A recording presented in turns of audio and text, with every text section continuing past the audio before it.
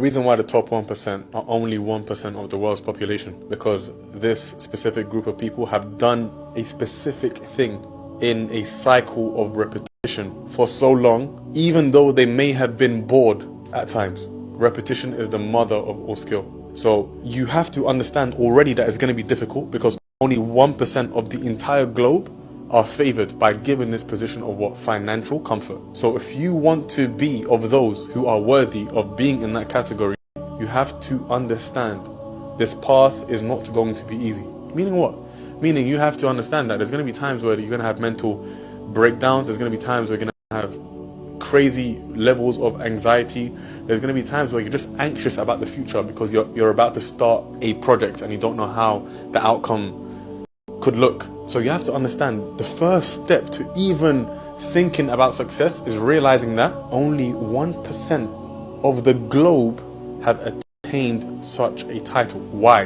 Because, going back to the first point, they did that which 99% will never even dream of doing, which is what? Waking up at uncomfortable times, doing the same thing every single day, repetition, saying no to nonsense gatherings, really living in a state of reflection. What is reflection? Reflection is when a person is in the state of solitude and metaphorically a mirror is placed in front of them, and each and every day they are faced with none other than themselves.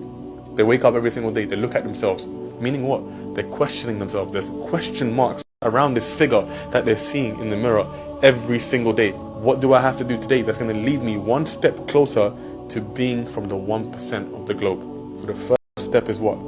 Self-reflection and acceptance. Acceptance of what?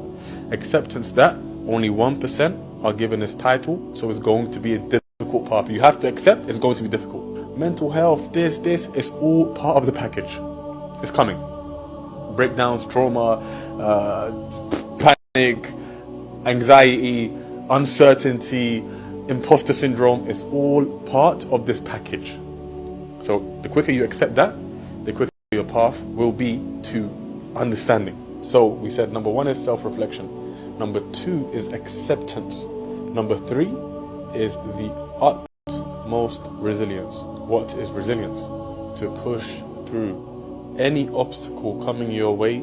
That some people think an obstacle is just there to stop you. Sometimes an obstacle can be there to slow you down, because some obstacles are movable. You can leave the vehicle, move it out the way and carry on. But sometimes obstacles come in human form. Naysayers, people's opinions, people saying you can't do this, you can't do that, you can't achieve, which stems from a deeper insecurity within themselves. So when I say step 3 is resilience, I mean you need to have the resilience to know what path you are treading. If I'm now on a trek from Dubai to Saudi Arabia, from Saudi Arabia to Iceland, from Iceland to the North Pole, I'm going to understand the destination I'm getting to, and I'm going to understand what things I may encounter along the way. A road in the middle of the desert isn't going to be a road that has, water facilities. I need to be prepared for, a dry throat. I need to be prepared to not be able to quench my thirst. A road towards the North Pole is going to be a road that's gradually going to get colder and colder. So I need to make sure I have the correct tools in my arsenal, the correct equipment with me to be able to withstand and ultimately survive those conditions. So why is it that when it comes to the path of entrepreneurship, where the final destination is success, a person just blags it and they just wing it and say, let's just find out? Why are you not mentally prepared for this journey the same way you'll be prepared for any other journey of your life?